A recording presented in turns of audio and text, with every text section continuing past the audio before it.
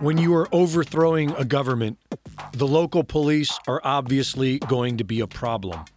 After the Bolshevik Revolution, a secret police force was created to purge the public of any political opposition. After Hitler came to power, the Nazification of local police departments took only 3 years, leaving a fully centralized police force under the control of SS leader Heinrich Himmler by 1936. In Venezuela, Maduro created a paramilitary force and employs non-state actors to fight against citizen patriots. It's an obvious priority when you plan on overthrowing a country and eliminating people's constitutional rights. Then you have to deal with the police who have sworn an oath to protect those rights.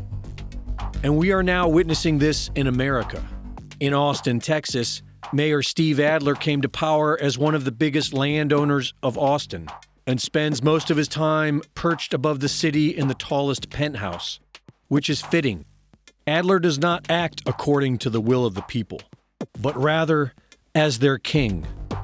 When asked by Vice if he regretted ending the camping ban, which has unquestionably brought thousands of dangerous transients from all over the country into the once safe streets of Austin, he proudly admits to forcing his own disruptive agenda upon the people of Austin. Was it a mistake to lift the ban? It was absolutely not a mistake to lift the ban. I think that sometimes you really need disruptive action if you're trying to make change. He arrogantly goes on to say that if the people vote to reinstate the camping ban, which has since happened, that nothing will change. So I'm concerned about it passing and creating an expectation in some parts of our community that somehow or another these people will at that point disappear, because they won't. Some of these so-called homeless people are camping outside Austin City Hall, where they openly brag about going to war with the police. If it's a war they want, it's a war they go get. BLM supporter and Travis County DA Trudy Strasburger recently posted a job ad looking for a heavy hitter who is looking to prosecute police officers. Austin City Council has brazenly decided to defund the police by $150 million. This, along with having the streets filled with desperate transients, has naturally resulted in a sharp increase of violent crimes, robberies, and murders.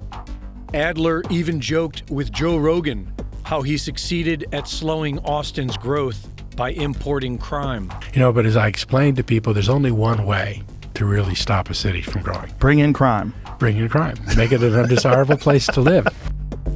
Order out of chaos. This is the job of Adler and his radical city council. Destroy Texas from within. And it's working. Our election system has been subverted, and the population so brainwashed that Texans will likely elect Hollywood movie star Matthew McConaughey to be their next governor, proving once and for all that Texas is finished. If you don't think they can turn Texas into California, just give it a few years. The enemy's resolve seems to be far greater than our own.